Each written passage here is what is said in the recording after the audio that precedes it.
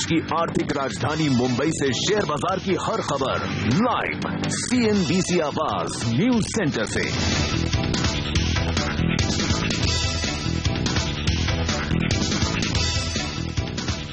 Finally कल देर रात America में फेड की तरफ से जैसा कि उम्मीद थी वैसा ही डिसीजन आया। ब्याज दरों में किसी तरह की कोई बढ़ोतरी नहीं, लेकिन दुनिया भर के बाजारों में वो खुशी का माहौल नजर नहीं आ रहा, थोड़ी सुस्ती है, शायद सेल ऑन न्यूज। अब बड़ा सवाल है कि भारतीय बाजारों पर इसका क्या असर पड़ेगा और क्या RBI अब ब्याज दरों में कटौती करेगा। ऐसे में भारतीय बाजार कैसे ट्रेड करेंगे, इस पर होगा हमारा खास फोकस। नमस्कार, मार्केट काउंटडाउन में आप सबका स्वागत है।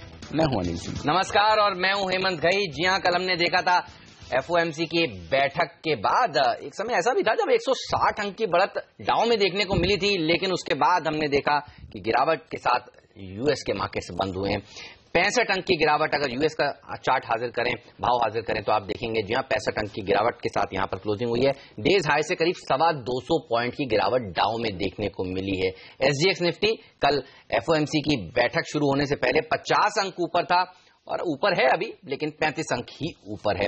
चलिए और एशियाई बाजारों पर नजर डालिए। यहां पर आप देखिए किस तरह का एक्शन देखने को मिल रहा है। कोई रनअवे रैली दरअसल आज है नहीं। जापान के बाजार कमजोरी के साथ ट्रेड कर रहे हैं। स्ट्रेट टाइम्स कोस्पी आधा % मजबूत जरूर है। शांघाई के मार्केट्स भी आधे % की बढ़त के साथ ट्रेड करते हुए, हांगकांग के मार्केट्स में भी इतनी ही बढ़त देखने को मिल रही है। तो जापान का एक बाजार जरूर दबाव के साथ है। बैंक ऑफ जापान की जो मिनट्स निकल कर आने वाले हैं कुछ देर में, जो उनकी बैठक हुई थी उसका सबको अब इंतजार है। लेकिन चलिए आइए सुनते हैं जेनेट येलेन ने क्या वजह बताई है कि ब्याज दरें वो इस समय नहीं बढ़ा रही हैं। However, in light of the heightened uncertainties abroad and a slightly softer expected path for inflation, the committee judged it appropriate to wait for more evidence, including some further improvement in the labor market, to bolster its confidence that inflation will rise to 2% in the medium term. Now, I do not want to overplay the implications of these recent developments, which have not fundamentally altered our outlook.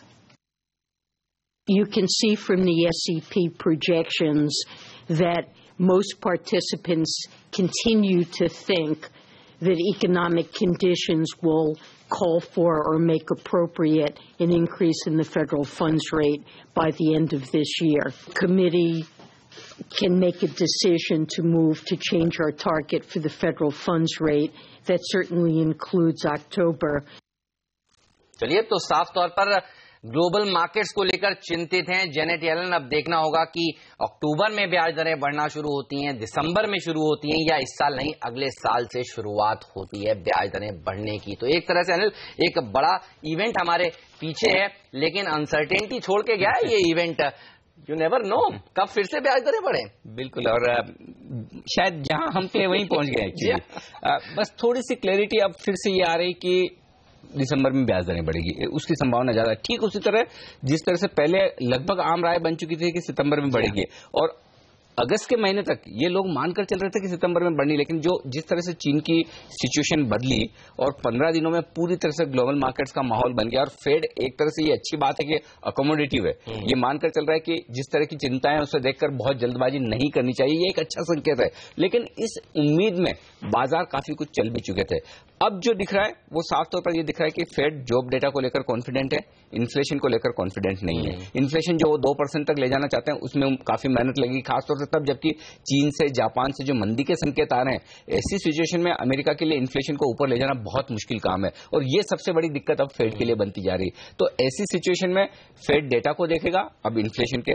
दूसरी बात यह कि globally जब तक situation न सुधरे तब तक शायद फेड और जल्दबाजी न करें। तो ऐसे में अक्टूबर में ब्याज दरें बढ़ेगी इसकी संभावना काफी कम या नहीं के बराबर, लेकिन हाँ दिसंबर की संभावना अब बढ़ती हुई नजर आ रही है। और जिस तरह से अगले 3 साल का रोड मैप फेड ने दिया है, तो काफी हद तक एक संकेत जो दिख रहा है वो ये कि फेड सोच क्या रहा है वो बहुत क्लैरिटी आती हुई दिख रही है कि बढ़ाएंगे, धीमे धीमे बढ़ाएंगे, तो कुछ हद तक जो लोग ये मानते कि ब्याज दरें बढ़नी चाहिए उनके लिए भी एक क्लियर रोड मैप है।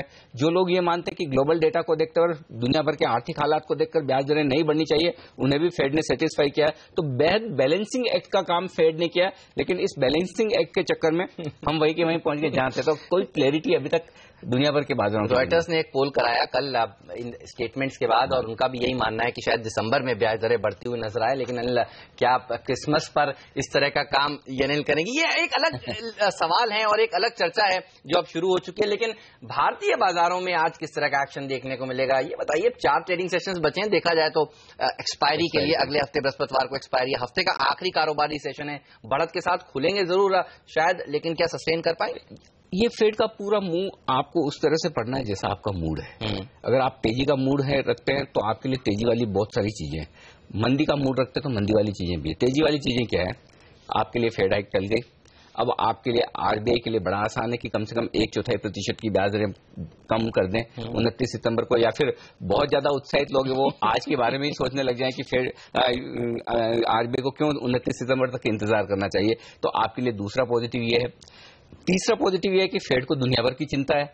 तो ऐसे में जब तक दुनिया में कोहराम मचा हुआ है, जापान और चीन इस तरह से कर रहे हैं, तो फिर ऐसे में हो सकता है आपके लिए फेड और ज्यादा अकोमोडेटिव हो। ये सारे पॉजिटिव है। अब नेगेटिव्स क्या है? नेगेटिव्स एक तो ये है कि फेड को दुनिया की चिंता है। हम ये लगातार बात करते हैं कि फेड अगर ये कहे कि हमारे डेटा अच्छे नहीं है और इस वजह से हम ब्याज दरें नहीं बढ़ा रहे, तो वो ज्यादा अच्छा होगा। लेकिन अगर दुनिया भर की चिंता फेड को है तो फिर दुनिया भर की चिंता में हमें भी तकलीफ होनी है। दूसरी बात ये, अगर आप ये सोचते हैं कि ब्याज दरें बढ़ने वाली है, तो आपके लिए बहुत क्लियर कट संकेत है कि अगले 3 साल में ब्याज दरें कहां जाने वाली है, और वो पूरा रोड मैप फेड ने दे दिया। तो अब खाली एक एक्शन होने वाली बात है। तो आपको जिस तरह से पढ़ना चाहें, दोनों तरफ बहुत क्लियर कट संकेत हैं। तो मुझे ऐसा लगता है कि ऐसे में इस पूरी इवेंट को अब नॉन इवेंट की तरह देख लेना चाहिए। बिल्कुल, कि कुछ भी नहीं हुआ है और कुछ भी नहीं बदला है। जहां जितने कंफ्यूज आप पहले थे उतने कंफ्यूज आज भी हैं, और जिस तरह का आपका व्यू पहले था उस तरह का व्यू आपका आज भी है। तो वहीं के वहीं आप आ चुके हैं। चलिए, तो जहां से शुरू हुए थे वहीं आ चुके हैं, और अनसर्टेनिटी अभी भी हमारे सामने लटकी हुई है कि ब्याज दरें कब बढ़ेंगी, और ये एक बड़ा सवाल है। चलिए एक्सपर्ट्स को जोड़ते हैं, उनसे जानते हैं वो कैसे देख रहे हैं इस आउटकम को। एचडीएफसी सिक्योरिटीज के बीके शर्मा हमारे साथ जुड़ चुके हैं। शर्मा जी, कैसे देख रहे हैं आप इसे, क्योंकि तलवार तो अभी भी लटकी हुई है?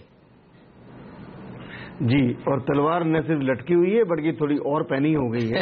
ये ध्यान रखिए कि अभी तक मार्केट ये समझ रहा था कि अक्टूबर के अंदर रेट हाइक इसलिए नहीं आएगा क्योंकि उसके बाद जो शेड्यूल है उसके बाद प्रेस रिलीज के बाद कोई प्रेस मीटिंग नहीं है जी।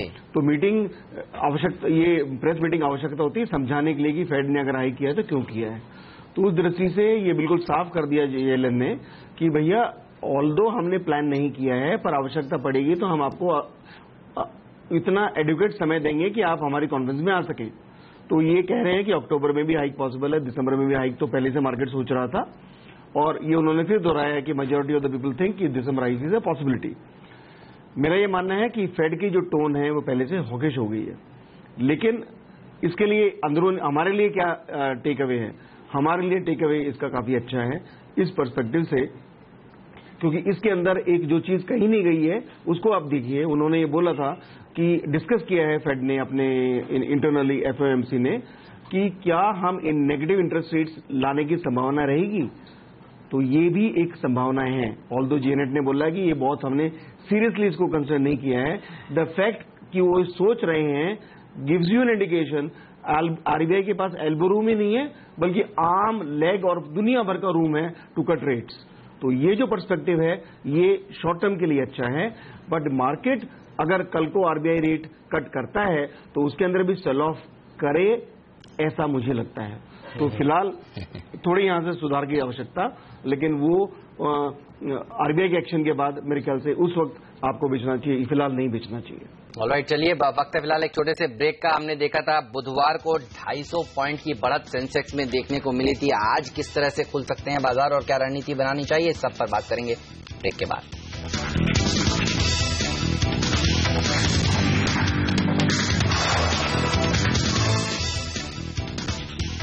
स्वागत है आप सभी का सीएनबीसी आवाज पर। घंटे भर पहले हमने देखा था एसजीएक्स निफ्टी करीब 15 अंक की बढ़त के साथ ट्रेड कर रहा था, और अब आप देखिए जैसे जैसे हम करीब आ रहे हैं सेशन खुलने के, ये बढ़त बढ़ती जा रही है। 30 अंक की बढ़त के साथ इस समय SGX निफ्टी ट्रेड कर रहा है।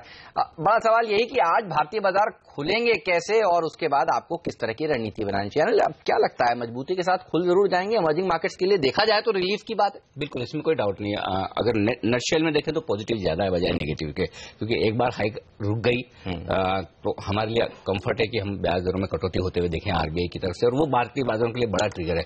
उस लिहाज से हम पॉजिटिव खुलेंगे, लेकिन कुछ अहम लेवल से क्या हम उसे पार कर पाएंगे? और पहला अहम लेवल है उस लिहाज से 8000 का, क्योंकि 8000 पर इस पूरी सीरीज में अब तक ओपन इंटरेस्ट हाईएस्ट बना रहा है कॉल्स में, और अब भी वहां पर लगभग 42-43 लाख शेयरों का ओपन इंटरेस्ट है। तो मुझे लगता है कि आज के लिए एक बार की अपसाइड वहां बन जाती है, और हम परसों भी यही बात कर रहे थे कि बहुत बड़ा उछाल आने की संभावना कम बनती है। 8000 को पार करना काफी मुश्किल होगा। लेकिन शुक्रवार के डेटा में एक बड़ा पॉजिटिव होता हुआ दिखा है, वो ये कि वायदा कारोबार के डेटा ये बता रहे कि आपकी ट्रेडिंग रेंज ऊपर की तरफ शिफ्ट होती हुई दिखी है, क्योंकि हाईएस्ट ओपन इंटरेस्ट 7500 के पुट से 7800 पर आया है, और कॉल्स में 8000 से 8200 पर शिफ्ट हुआ है। यानी कि अब आपके लिए ट्रेडिंग रेंज जो हो गई है वो 7800 से लेकर 8200 की हो गई। लेकिन उसके लिए जरूरी होगा कि 8000 को पार करें। लग नहीं रहा कि हम 8000 को पार कर पाएंगे। उन लेवल के आसपास प्रॉफिट बुकिंग भी आएगी, आपको थोड़ी बहुत सेलिंग भी आ सकती है।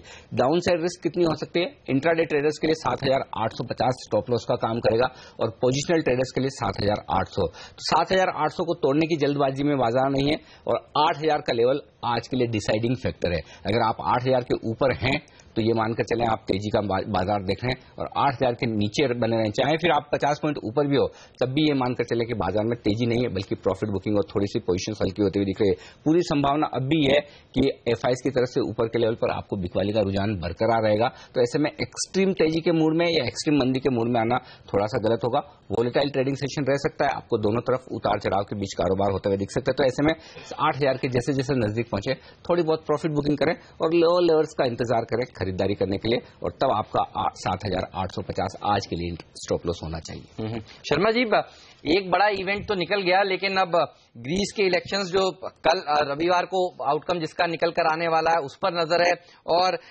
चाइना के प्रेसिडेंट जो ओबामा साहब से मिलने वाले हैं 22 से 25 सितंबर के बीच में, उस पर भी नजर है। कुछ एक्सपर्ट्स कह रहे हैं कि शायद युआन का आगे फर्दर डिवैल्यूएशन फिर से भी हो सकता है उस बैठक के बाद। इस तरह की चर्चाएं चल रही हैं बाजार में। ये बताइए, आगे चलकर यहां से लेकर अगर छोटा व्यू ही लेना हो एक्सपायरी तक का, तो यहां से बाजार ऊपर जाएगा या नीचे जाएगा? यहां से बाजार नीचे जाने के चांसेस थोड़े से कम लगते हैं, क्योंकि काफी हद तक जो सिस्टम में जो ये लोग बैठे हैं जिन्होंने कुछ खरीदा नहीं है, वो शायद अब लेफ्ट आउट फील कर सकते हैं। और ये अच्छी बात है कि आज मार्केट की शुरुआत बहुत अच्छी तेजी के साथ नहीं हो रही है, तो इस वक्त मैं ट्रेडिंग पोजीशंस शॉर्ट नहीं रखना चाहूंगा, और ऊपर के लेवल पे भी शॉर्ट नहीं जाना चाहूंगा। आज की डेट में इंतजार करूंगा, और जो भी पोजीशंस शॉर्ट लेनी होंगी वो रिजर्व बैंक अगर रेट कट करता है हमारे यहाँ पे मंथ एंड में, उसके बाद में सोचना चाहिए। तो मेरे ख्याल से अभी बहुत सारे एल्बो रूम आ गए हैं, और क्योंकि मुझे लगता है कि रेट हाइक तो अब नहीं आ सकता यूएस में, क्योंकि उन्होंने जो फेड अपना, मैं डाइग्रेस कर रहा हूं आपके क्वेश्चन के हिसाब से, फिलहाल इस वक्त चाइना और उसके, मुझे नहीं लगता कि चाइना इस वक्त फर्दर अपना और फर्दर डिवैल्यूएशन करेगा, क्योंकि फेड ने नया कोई ऐसा काम नहीं किया है तो जिसकी वजह से उसको रिटेलिएट करना पड़े। ये मेरा अपना मानना है। शर्मा साहब, जब आप ये मान रहे कि इस रेट हाइक को रोकने के बाद अब RBI के लिए संभावना बनती कि ब्याज दरों में कटौती की जाए, तो क्या ऐसे में अब से लेकर 29 सितंबर तक आपको लगता है कि बैंक निफ्टी से तेजी ज्यादा आ सकती है? उस लिहाज से क्या बैंक निफ्टी या कोई बैंकिंग स्टॉक्स है जो आप खरीदारी करने की राय देंगे? जो बैंक के अंदर जो स्टॉक्स हैं उनके अंदर बिल्कुल शॉर्ट टर्म की दृष्टि से मेरे ख्याल से इंडसइंड बैंक एक अच्छा स्टॉक है। वैसे भी हमारे फंडामेंटल्स में तो ये पिकाता ही है, पर इस वक्त मैं प्योरली शॉर्ट टर्म की बात कर रहा हूं, तो इंडसइंड बैंक को देखा जा सकता है ऑप्शंस के तौर पे। और दूसरा जो स्टॉक इनमें से आप चूज कर सकते हैं वो एक्सिस बैंक प्राइवेट सेक्टर। और अगर ट्रेडिंग के लिए कोई पब्लिक सेक्टर बैंक लेना हो तो मेरे ख्याल से बैंक ऑफ बड़ौदा को सोच सकते हैं। हालांकि जो कल जो इसकी परसों जिस तरह की इसकी क्लोजिंग थी, महज पोजीशंस तो लॉन्ग बनी नहीं थी और महज आधा टका जैसा ऊपर था, तो फिर यहां पे भी थोड़ा सा बढ़त देख सकते हैं। ये शर्मा जी, आप हमारे साथ बने रहिए। वक्त है छोटे से ब्रेक का। ब्रेक के बाद कुछ और इंटरेस्टिंग खबरों पर चर्चा करेंगे। जिस तरह से 10 स्मॉल बैंक लाइसेंसेस दिए गए हैं, उसका बैंकिंग सेक्टर पर किस तरह का असर पड़ेगा, PSU बैंक्स पर क्या प्रेशर देखने को मिलेगा, बैंक निफ्टी किस तरह से रिएक्ट कर सकता है, इस सब पर बात छोटे से ब्रेक के बाद।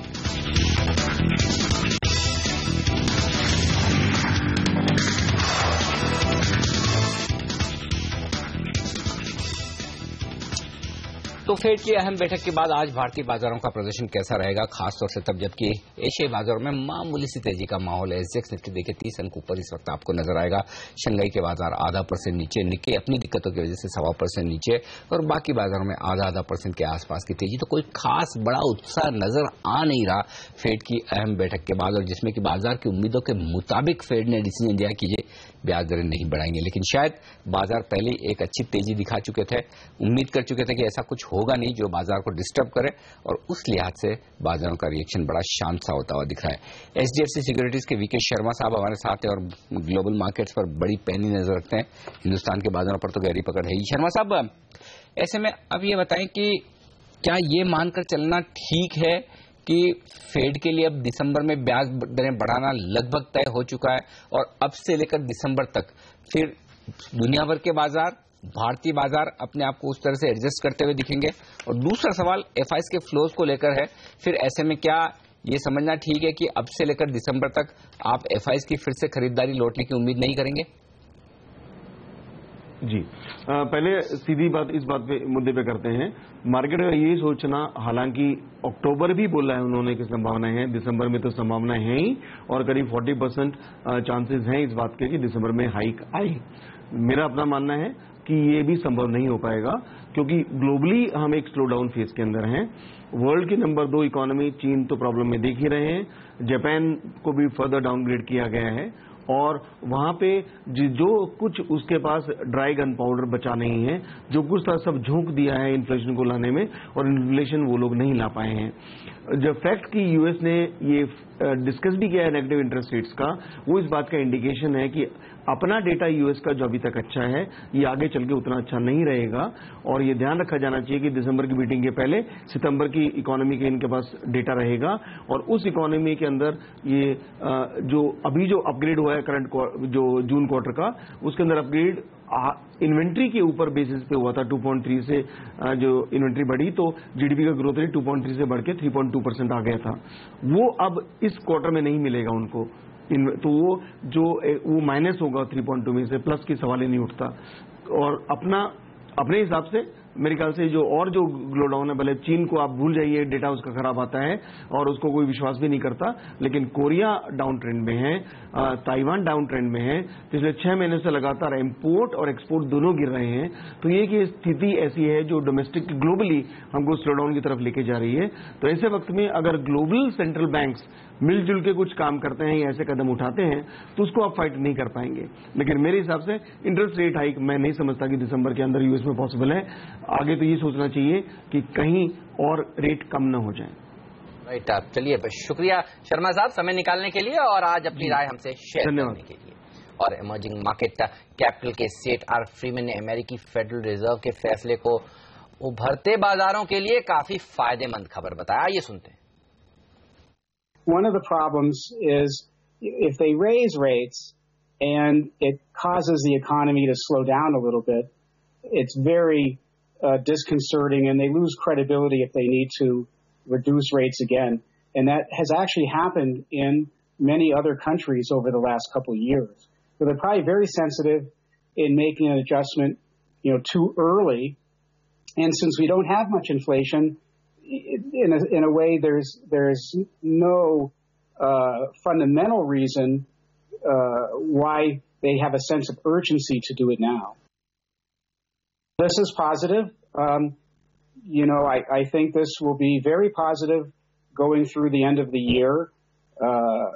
Some investors may find, in fact, that they've over-adjusted their portfolios over the last couple months, and that they can go back into the market. Again, a lot of this investment is index-based, and that's going to force a sort of a herd effect. So if more money is coming into India in particular, other institutions may have to follow. ये तो emerging markets और भारत के लिए एक अच्छी खबर है, साफ तौर पर सेठ सिमन ये कहते हुए। और हमने देखा था कल इस फैसले के बाद डॉलर इंडेक्स में गिरावट देखने को मिली थी, तो साफ तौर पर आज रुपए की ओपनिंग पर सबकी नजर होगी 9 बजे और माना ही जा रहा है मजबूती के साथ शायद आज रुपया खुल सकता है। लेकिन एफएनओ में जिस तरह की पोजीशंस बनी थी बुधवार को, उससे क्या संकेत मिल रहे हैं? क्या लग रहा है कि रेंज ऊपर की तरफ जा रही है? हेमंत, एक चीज तो साफ दिखी वो ये कि काफी शॉर्ट्स कवर हो चुके हैं सिस्टम में। तो अब जो लोग ये सोच रहे हैं कि फेड की इस मीटिंग के बाद बहुत सारी शॉर्ट कवरिंग आएगी, शायद ना आए, क्योंकि लोगों को अंदाजा तो ये लग चुका था। जब 20-22% लोग ही मान रहे थे कि ब्याज दरें बढ़ेंगी, तो पिछले 2 ट्रेडिंग सेशन में न सिर्फ हिंदुस्तान में बल्कि आप देखिए दुनिया भर के बाजारों में तेजी शॉर्ट कवरिंग की वजह से होती हुई दिखी है। बाजार ओवरसोल्ड भी थे। जब आपको किसी इवेंट का आउटकम 80% फेवरेबल लगे तो फिर आप शॉर्ट क्यों रहना चाहेंगे? तो ऐसे में अब और शॉर्ट कवरिंग होगी। इसके लिए बाजार के लिए बेहद जरूरी होगा कि 8000 के लेवल को क्रॉस करके टिक पाए, जिसकी संभावना फिलहाल तो दिख नहीं रही जिस तरह से ग्लोबल मार्केट्स का माहौल है। तो 8000 के ऊपर ही शॉर्ट कवरिंग आएगी। अब शॉर्ट करने वालों को भी तो पता है ना कि इवेंट निकल गई, अब हमारे लिए रिस्क नहीं। अब हमारे लिए रिस्क क्या है? या तो कोई और पॉजिटिव ट्रिगर आ जाए जिसका हमें पता नहीं, या फिर एफआई दमदार खरीदारी करे, और ये दोनों नहीं है तो फिर शॉर्ट करने वाला भी इंतजार करेंगे कि अहम लेवल जब तक बाजार क्रॉस न करे तब तक हम शॉर्ट नहीं कवर करेंगे। तो पहली बात ये। दूसरी बात, सबसे बड़ी दिक्कत की बात आज किसके लिए? ऑप्शन बायर्स के लिए। जिन लोगों ने पिछले कुछ दिनों में ऑप्शंस खरीदे हैं उनकी हालत खराब होने वाली है। ऑप्शन से हमने हाँ, क्योंकि चाहे वो आपने पुट खरीदे हो चाहे कॉल खरीदे हो, अब बाजार आपको मुश्किल से 50-75 पॉइंट ऊपर खुलता हुआ दिखेगा। तो कॉल ऑप्शंस में आप उम्मीद कर रहे थे कि 50-75 पॉइंट ऊपर खुलने के बाद आपको पैसा बनेगा, प्रीमियम इतना तेजी से गिरेगी कि आपके कॉल ऑप्शन की प्राइस में कहीं कोई फर्क ही नहीं आएगा। तो बड़ी वॉलिटिलिटी एक्सपेक्ट कर रहे थे, उनके लिए दरअसल खराब खबर। और जिन्होंने पुट लिया उनके लिए तो वैसे ही नेगेटिव है कि इवेंट भी आपको फेवर नहीं कर रही है और सामने 4 सेशन के बाद आपके लिए एक्सपायरी है। तो ऑप्शन बायर्स के लिए बड़ा मुश्किल काम है। तो आज बाजार अगर कहीं किसी को पैसा बनाने का मौका देगा तो उन ट्रेडर्स को देगा जिन्होंने पिछले 3 सेशन में ऑप्शंस बेचे हैं, वो आज पैसा बनाएंगे। बाकी लोगों के लिए पैसा बनाना बहुत मुश्किल होगा। हाँ, थोड़ी सी शॉर्ट कवरिंग आप 7930 के ऊपर खुलने के बाद बाजार में देख सकते हैं, क्योंकि वो एक और लेवल था जहां पर नजर थी। तो 7930, 8000 इस लेवल में, इस रेंज में बाजार अटकता हुआ आपको दिखेगा। हाँ, तेजी और शॉर्ट कवरिंग तभी होगी जब 8000 के पार पहुंचे। 7850 ये आपके लिए नीचे का आज इंट्राडे सपोर्ट स्टॉप लॉस है और 7800 पोजिशनल ट्रेडर्स के लिए स्टॉप लॉस है। ऑलराइट, चलिए वक्त है फिलहाल एक छोटे से ब्रेक का। ब्रेक के बाद आपको बताएंगे आज की प्रमुख खबरें यानी हेडलाइंस, और साथ ही ये भी बताएंगे कि टॉप 10 ट्रेडिंग स्टॉक्स कौन से हैं जिस पर आज आपकी नजर जरूर है।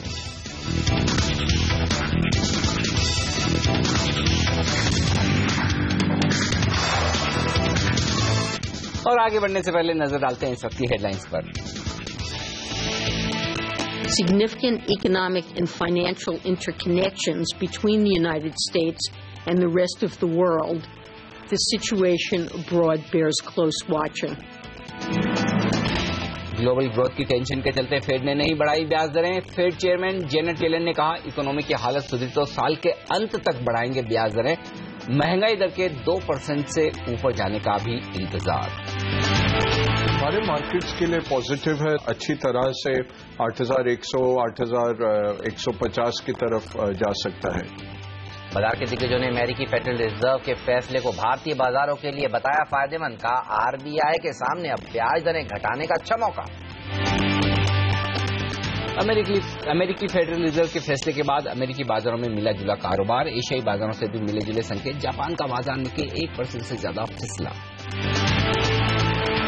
ग्लोबल करेंसीज के मुकाबले डॉलर इंडेक्स में कमजोरी। कच्चे तेल पर भी दिखा हल्का दबाव।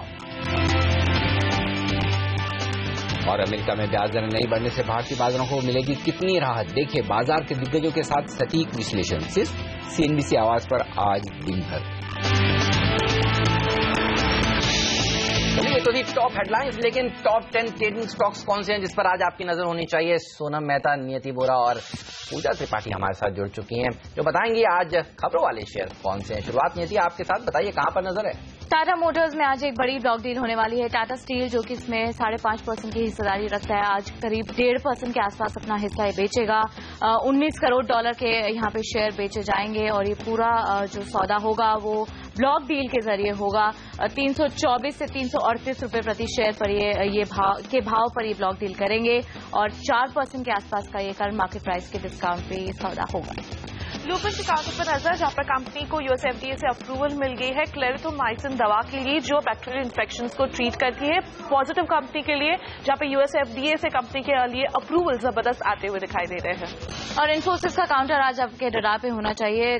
कमजोर रुपए से आईटी कंपनियों को यहाँ पे फायदा होगा। पूरे ही आईटी स्टॉक्स के ईपीएस अनुमान इन्होंने बार्कलेज ने आज एक रिपोर्ट निकाली है। FY 16-17 के लिए 1 से 3% के आसपास बढ़ा दिए। वहीं डॉलर रेवेन्यू का जो एस्टिमेट्स हैं FY 17 के इन्फोसिस के लिए, वो उन्होंने 1 से 14% के आसपास बढ़ा दिए। साथ साथ में इनका एक साल का जो लक्ष्य है वो भी इन्होंने बढ़ा करके 1320 कर दिया है। 20% की तेजी आपको ये काउंटर दिखा सकता है।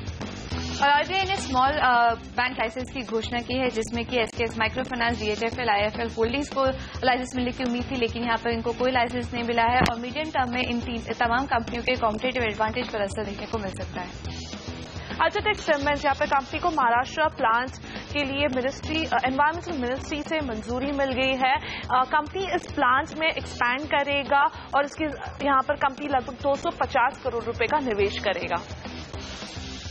और GMR इंफ्रा के लिए आज एक पॉजिटिव खबर है। GMR एनर्जी के 2 पावर प्लांट्स जो कि आंध्र प्रदेश में है, 370 मेगावाट्स के और 786 मेगावाट के, इन दोनों को यहाँ पे गैस एलोकेट हुई है। और ये करंट जो गैस एलोकेशन है उसके बाद इनके ऑपरेशंस मार्च 2016 तक जारी रहेंगे। एस्ट्रल पॉलीटेक्निक, यहाँ पर कंपनी रेसिनोवा केमी में 24% की हिस्सेदारी खरीदेंगी। ये डील लगभग 70 करोड़ रुपए की होगी, जहाँ पे कंपनी के फाउंडर विजय पारिक से ये हिस्सेदारी खरीदी जाएगी। इस एक्विजिशन के बाद रेसिनोवा केमी कंपनी की होली ओन सब्सिडी बन जाएगी और साथ ही यहाँ पे जो कंपनी के फाउंडर है विजय पारिक, उनको लगभग 14 लाख प्रेफरेंस शेयर्स जारी किए जाएंगे 420 रुपए प्रति शेयर पर, और इसके लिए बोर्ड से मंजूरी मिल गई है। 5 पावर प्लांट को इम्पोर्टेड LNG खरीदने के लिए सरकार की तरफ से 278 करोड़ की सब्सिडी मिल गई है, जिसमें कि टोरेंट पावर, NTPC और GIPCL का नाम शामिल है। यहाँ पर 1 अक्टूबर 2015 से मार्च 2016 तक जितनी भी कंपनी है वो 1.43 बिलियन यूनिट्स बिजली जनरेट करते हुए नजर आएंगी, जिसमें कि NTPC की 2 यूनिट्स ने बुइया जीती है।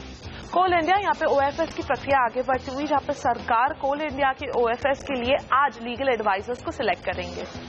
और शिपिंग कंपनियों के कारोबार का परफॉर्मेंस इंडेक्स, जिसे हम बाल्टिक ड्राई इंडेक्स के नाम से जानते हैं, उसमें आज काफी तेजी देखने को मिली है।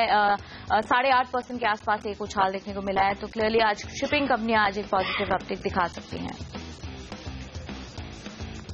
ओके, तो ये सारे स्टॉक्स है जहां पर आज दिखने वाला है एक्शन। खबरों के दम पर हमारे एक्सपर्ट्स हमारे साथ जुड़ने वाले हैं जो तैयार करेंगे आपके लिए रणनीति। और सबसे पहले शुरुआत करते हैं तकनीकी राय के साथ। दिल्ली से हमारे साथ जुड़ रहे हैं आरके ग्लोबल के vice president Rakesh Bansal. Good morning Rakesh, स्वागत है आपका CNBC आवाज पर। बताएं चार्ट्स क्या कह रहे हैं? तेजी के साथ शुरुआत होने के आसार तो है, लेकिन क्या 8,000 के पार निकलने की संभावना दिख रही है निफ्टी पर? Good morning Anil ji. Anil ji, Nifty पे डेफिनेटली 8,000 के पार निकलने की संभावना लग रही है और ये चीज मैं लास्ट फ्राइडे से बोल रहा हूं कंटिन्यूअसली कि निफ्टी का जो पुल बैक है वो 8,000 के बियॉन्ड जाने का पोटेंशियल रखता है। बट मार्केट देखें तो इस वीक की स्टार्ट में एक लैक लस्टर रहा, एक रैली दिखाई, बट मोमेंटम नहीं देखने को मिला और जो ट्रेंड है वो क्लियरली इंटैक्ट है। नीचे में निफ्टी के लिए 7800 एक डिसाइसिव लेवल है। अगर निफ्टी 7800 के नीचे निकलता है तब दोबारा से करेक्टिव मोड में जाएगा, तब एक गिरावट देखने को मिल सकती है। अदरवाइज मेरा ऐसा मानना है किसी के पास अगर लॉन्ग पोजीशन है तो 7800 का स्टॉप लॉस लगाना चाहिए। ऊपर में 8022 पहला लक्ष्य है, 8070 दूसरा लक्ष्य है। कोई इन स्तरों पर नहीं लॉन्ग करना चाहता है तो भी 7800 के स्टॉप लॉस बनते हैं और 8000 के पार निकलने का पोटेंशियल निफ्टी रखता है। बट अनिल जी, जैसे अभी शो की शुरुआत में आप बैंक निफ्टी की बात कर रहे थे, अगर टेक्निकली देखें, अगर नई पोजीशन लेनी है तो bank Nifty as compared to Nifty ज्यादा बेटर लगता है। और बैंक निफ्टी के अंदर जो इमीडिएट इंट्राडे ट्रेडर्स हैं उनके लिए 16,690 का फ्यूचर्स के अंदर एक स्टॉप लॉस बैठता है और जो पोजिशनल ट्रेडर्स हैं उनके लिए 16,500 का एक पोजिशनल स्टॉप लॉस बैठता है। और जिस तरीके से बैंक निफ्टी का स्ट्रक्चर है, मुझे लगता है 17,400 तक के लेवल बैंक निफ्टी ऊपर में दिखा सकता है। अगर नई पोजीशन लेनी है किसी इंडेक्स के अंदर तो मेरा ऐसा मानना है बैंक निफ्टी टेक्निकली ऐसा लगता है कि वो एज कंपेयर टू निफ्टी एक रिलेटिव आउट परफॉर्मेंस दिखा सकता है। चलिए, तो बैंक निफ्टी में ज्यादा तेजी हो सकती है, तेजी करनी है तो यहां पर करें, ये राय हमारे एक्सपर्ट दे रहे हैं आपको। वक्त है ब्रेक का। ब्रेक के बाद जाने माने एक्सपर्ट अजय बग्गा भी हमारे साथ जुड़ेंगे और उनसे जानेंगे भारतीय बाजारों में आज कितनी तेजी देखने को मिल सकती है।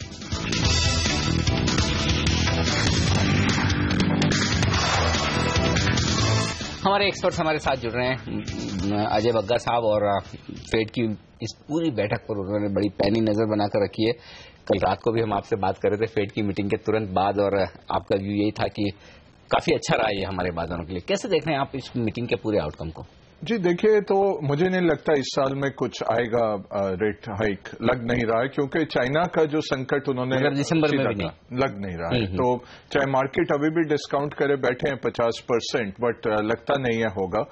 होगा भी तो ठीक है, देखी जाएगी। अभी काफी हद तक ये डाइजेस्ट हो गया है। हमारे लिए जो पॉजिटिव है कि 2 दिन पहले एफएक्स रिजर्व्स, ये फॉरेन फ्लोज बदले, तो वो भारत में काफी तेजी से पैसा आया। ऑन वेडनेसडे को हमने देखा निवेश आते हुए, तो वो अगर बरकरार रहता है आज, मेरे को लगता है वैसे तो गैप अप है मार्केट, आज खुलने में ही आपको अच्छे रुझान दिखेंगे, बट ये मार्केट और तेजी से जा सकता है। तो थोड़ा सा एक सेंटिमेंट में शिफ्ट जरूर है कि लोग ये भी कह रहे हैं कि नहीं रेट हाइक तो आएगा, वो तो आना है। तो आप जी 2 दिनों में फॉरेन इन्फ्लोज की बात जो कर रहे हैं जी, क्या इसे ऐसे समझना चाहिए कि रेट हाइक नहीं हो रही, डॉलर कमजोर हो रहा है, रेट हाइक नहीं हो रही अमेरिका में, तो हमारे यहाँ रेट कट की संभावना है?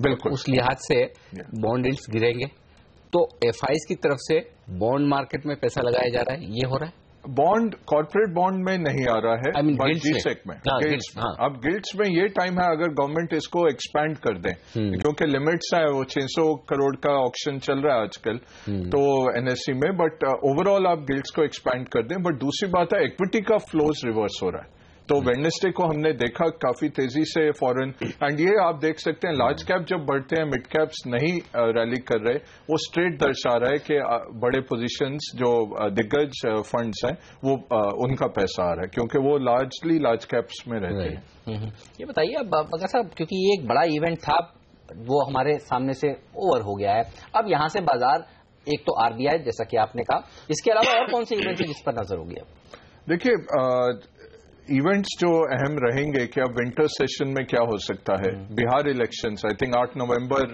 काफी देखना पड़ेगा क्लोजली, बिहार इलेक्शन में क्या निकलता है। ये तो डोमेस्टिक इवेंट्स हैं। मॉनसून तो तय है कि बिलो नॉर्मल रहा, बट मॉनसून का अगर आप देखें विश्लेषण तो कह रहे हैं 1.8% का आउटपुट गिरेगा, तो इतना बड़ा उसका इम्पैक्ट नहीं है। और अगर गवर्नमेंट बहुत डायरेक्टेड सब्सिडीज लेके आए जिस क्षेत्रों में मॉनसून कम है, जैसे महाराष्ट्र है या आंध्रा है, कर्नाटका है, यहाँ पे अगर आप फार्मर्स को थोड़ा सपोर्ट दें तो इसका भी टल सकता है मॉनसून का इम्पैक्ट। सो ये तो हुए 3 डोमेस्टिक फैक्टर्स। ये दूसरी बात यह है कि वैल्यूएशन वाइज मार्केट को बहुत टाइम मिल गया। मार्च 9 का जो हमारा हाई था उससे हम अभी भी 10-12% नीचे हैं और 6 महीने निकल गए। मार्केट को टाइम मिला है डाइजेस्ट करने का। अर्निंग्स ग्रोथ चाहे नहीं आए इतनी तेजी से, बट टाइम वाइज मार्केट को मिल गया है। और अब लग रहा है नेक्स्ट हाफ वन में 2016 के हाफ वन में थोड़ा सा कॉर्पोरेट अर्निंग्स का ग्रोथ आएगा।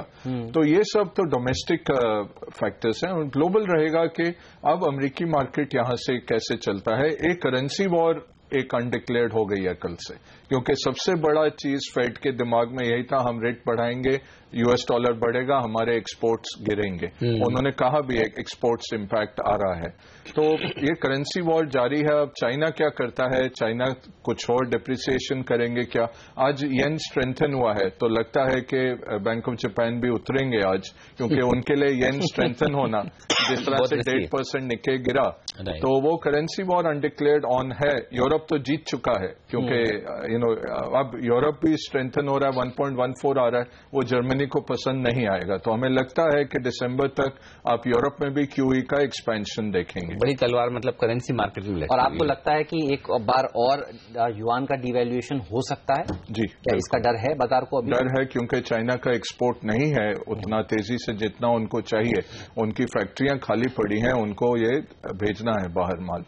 तो वैसे भी स्टील एल्यूमिनियम को तो खत्म कर ही रहे हैं चाइनीज। दिक्कत वही है ना, जैसे जो चाइना ने डिवैल्यूएशन किया उसके बाद वापस घूम फिर के करेंसी उसी लेवल पर आ गई है जी। तो मतलब कोई फायदा हो नहीं रहा। एक देश करेंसी को डिवैल्यू करता है, बाकी सब करते हैं और अल्टीमेटली सब जगह मंदी हो रही है। सब वही होता है और सबका नीचे वर्ल्ड ट्रेड सफर कर रहा है एक्चुअली। तो पता नहीं कब इसका फाइनल होगा। लेकिन एक चीज जो आपने कही कि अब ये कंफर्ट दिख रहा है कि आरबीआई की तरफ से ब्याज दरें घटानी है तो घटा ले, कई लोग ज्यादा उत्साहित हैं, वो ये कह रहे हैं कि शायद आज शुक्रवार अच्छा दिन है, आज ही कर लिया जाए, पॉलिसी का इंतजार क्यों करे आरबीआई, नहीं तो फिर 29 सितंबर तो है ही है। क्या आपको लगता है कि एक तो 29 सितंबर को घटेंगी ब्याज दरें, हाँ तो कितनी, और फिर उस लिहाज से अब से लेकर आरबीआई की पॉलिसी तक बैंक शेयर खरीदेंगे आप? जी बिल्कुल, प्राइवेट सेक्टर बैंक्स खरीद के रखिए, लगता है कि रेट कट आएगा।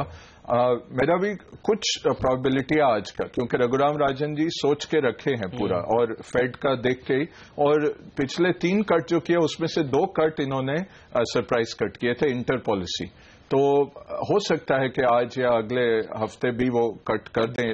29 के लिए वेट करने की जरूरत नहीं है, आपके पास इन्फ्लेशन के आंकड़े हैं।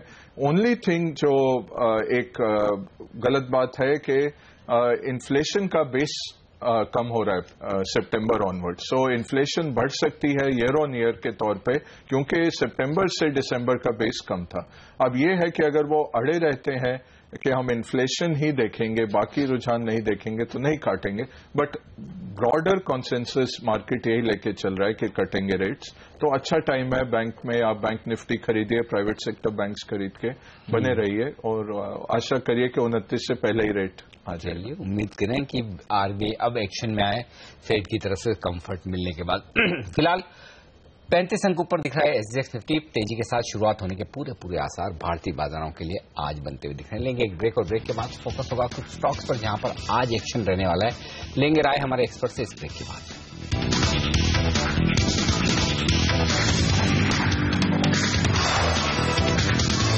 मार्केट काउंटडाउन में आप सभी का स्वागत है। हम चर्चा कर रहे हैं अजय बग्गा साहब से, और राकेश बंसल भी हमारे साथ जुड़े हुए हैं। बग्गा साहब, आपसे राय लेना चाहूंगा, जिस तरह से 10 स्मॉल बैंक के लाइसेंसेस दिए गए हैं, हमने देखा था 11 पेमेंट बैंक के लाइसेंसेस के बाद ये 10 स्मॉल बैंक के लाइसेंसेस आए हैं। इतनी नंबर की एक्सपेक्टेशंस थी नहीं दरअसल बाजार को। क्या लगता है किस तरह से बैंक्स इसके ऊपर रिएक्ट करेंगे, क्या कंपटीशन बढ़ेगा? और दूसरा सवाल मेरा है, SKS micro finance, DHFL, IIFL, इनको बहुत उम्मीदें थी और इनके नाम तो दरअसल है नहीं, ये शेयर कैसे रिएक्ट कर सकते हैं आज, कितना गिर सकते हैं? हाँ देखिए, फैक्टर्ड इन तो इतना नहीं था, बैंकिंग लाइसेंस तो फैक्टर्ड इन नहीं था। दूसरी बात है 18 महीने तो लगेंगे लॉन्च को, तो इमीडिएट इम्पैक्ट नहीं है, बट सेंटिमेंटली बहुत अच्छा है। It is a big bang reform, financial inclusion के लिए अच्छा है। तो जो पहुंच नहीं सकते थे बैंक्स एक वाजिब रेट पे, ये स्मॉल बैंक्स और पेमेंट बैंक्स ओपन करेंगे। अब पेमेंट बैंक्स जैसे हर मोबाइल फोन एक पेमेंट बैंक बन जाता है, तो ओवरऑल बहुत अच्छा है इकोनॉमी के लिए। टाइम लगेगा इम्पैक्ट आते हुए, जिनको नहीं मिला उसमें ज्यादा फैक्टरिंग इन नहीं हुई थी, क्योंकि इससे बहुत ये लंबी अवधि का एक प्लस आएगा, इतना जल्दी इम्पैक्ट नहीं आएगा। और देखिए माइक्रो फाइनेंस वाले जिनके ऑलरेडी नेटवर्क्स थे, उनको ज्यादा आरबीआई ने किया है, और अक्रॉस स्टेट्स जैसे आप कह रहे थे, तो अक्रॉस स्टेट्स दिया ताकि हर जगह पहुंचे। और ये होना चाहिए कि हर डिस्ट्रिक्ट में आप खोलिए इस तरह के बैंक्स, ताकि उनका कवरेज रहे, लोकल एरिया बैंक्स की तरह ये ऑपरेट करें। और ये है कि निजी कैपिटल आएगा तो सरकार के सिर पे भी कोई इतना भारी वो नहीं है, रिस्पॉन्सिबिलिटी के कैपिटलाइज करते रहें, और छोटे तबके के इकोनॉमिक सेक्शंस को ये पहुंचेंगे। जैसे माइक्रो फाइनेंस वाले बोल रहे थे कि एवरेज इनका लोन है 12,000 रुपए, अब वो बैंक तो एक ऑफिसर फोन भी कर देगा तो 12,000 की प्रॉफिटेबिलिटी निकल जाएगी। तो मार्केट शेयर लेते हुए नहीं दिखते हैं, बट मार्केट एक्सपैंड करेंगे। जो लोग नहीं आ सकते, वाकई में जरूरत है एक्चुअली, जो बहुत छोटे लोगों तक फाइनेंस पहुंचाने की जरूरत है, वो काम हो जाएगा इससे। और यही बात है कि इंटरेस्टिंग, इनमें से एक भी ऐसा ऑर्गेनाइजेशन नहीं जिसका नाम बहुत अच्छे से लोगों ने सुना हो। तो आरबीआई ने बड़े सोच समझकर और जियोग्राफिकली डिस्ट्रीब्यूट किया है, अलग अलग जगह पर इस तरह के लाइसेंस दिए। चलिए, एक अच्छी बात है। बग्गा साहब, बहुत बहुत शुक्रिया आपका हमारे लिए आज सुबह वक्त निकालकर बाजार सेक्टर पर अपनी राय हमारे साथ शेयर करने के लिए। इस बीच राकेश बंसल हमारे साथ हैं, और अब वायदा कारोबार की रणनीति के लिए हेमंत ठुकराल भी कार्यक्रम में शामिल हो चुके हैं, आदित्य बिरला मनी के नेशनल डेरिवेटिव हेड। हेमंत, स्वागत है आपका भी सीएनबीसी आवाज पर। नमस्कार। ये बताएं कि क्या बाजारों में और दमखम है ऊपर जाने का, क्योंकि जो फेड का आउटकम आया है वो तो पॉजिटिव है, क्या 8,000 पर अटकेगा या 8,200 तक जाने की तैयारी है? Good morning Anil ji. अनिल जी, जब मैं लास्ट टाइम भी हम लोग यही डिस्कस कर रहे थे कि अगर एफआईएस का डेटा, मैं थोड़े दिन के लिए पिछले काफ़ी दिनों से मैं लगातार एनालाइज कर रहा हूं और जिस तरह से वो इंडेक्स ऑप्शंस लगातार बेचते जा रहे थे, बहुत क्लियर था कि ये इवेंट एक नॉन इवेंट की तरह उभर के सामने आएगा। मेरे ख्याल आने वाले नेक्स्ट 1 और 2 डेज आर वेरी इंपॉर्टेंट कि FIS का ट्रेंड क्या रहता है। अगर if they continue to sell options तो मेरे ख्याल बाजार में 8030 के ऊपर अगर बाजार सस्टेन कर जाता है तो 82 का भी पोटेंशियल बहुत क्लियर है। देखिए, और दूसरा चीज इंपॉर्टेंट क्या है कि 8000 पर ही सबसे ज्यादा कॉल राइटिंग हो रखी है। 52 से 53 लाख शेयर जो हैं वो 8000 कॉल में ही जुड़े हुए हैं। किसी तरह से अगर हम 8000 के ऊपर सस्टेन कर पाते हैं और इसमें अनवाइंडिंग शुरू होती है तो मेरे ख्याल बाजार में काफी तेजी आ सकती है। और बहुत इंपॉर्टेंट डेटा पॉइंट है वो है आपका बैंक निफ्टी। देखिए, अब एक चीज बहुत क्लियर होगी कि लोग एक्सपेक्ट करेंगे कि हमारा रेट कट आए, क्योंकि यही एक अड़चन लग रही थी सबको कि फेड पॉलिसी की वेट हो रही है। और बैंक्स में अभी भी शॉर्ट पोजीशंस काफी ओपन हैं, खासकर प्राइवेट बैंक्स में। तो मेरे हिसाब से बैंक निफ्टी अगर 17,200 क्लियर कर पाता है तो then 82 is just a number. तो मेरे 2-3 चीजें बहुत इंपॉर्टेंट है आज देखने वाली। पहले ये है कि 7950 के ऊपर हम कितनी देर सस्टेन कर पाते हैं, तो मेरी कॉल रहेगी लॉन्ग साइड पे ही। अगर आप 7950 के ऊपर रहते हैं तो लॉन्ग कीजिए, पहले नहीं किया था तो अब कीजिए। स्टॉप लॉस अब रिवाइज कर लीजिए 7880 का, और ऊपर के साइड पहला टारगेट तो 8030 का ही है। 8030 के ऊपर मेरे ख्याल बाजार 82 जाने के बहुत ज्यादा पोटेंशियल है और मैं ज्यादा बुलिश बैंक निफ्टी पे रहूंगा। चलिए, तो राकेश भी बैंक निफ्टी पर सबसे ज्यादा बुलिश हैं, हेमंत भी बैंक निफ्टी के ऊपर ज्यादा बुलिश हैं। देखना होगा कि आज बाजार किस तरह से प्रदर्शन दिखाते हैं। वक्त है ब्रेक का। ब्रेक के बाद प्री ओपनिंग सेशन हाजिर करेंगे, बताएंगे रुपए की चाल कैसी रह सकती है। पहला सौदा लेकर आएंगे ब्रेक के बाद।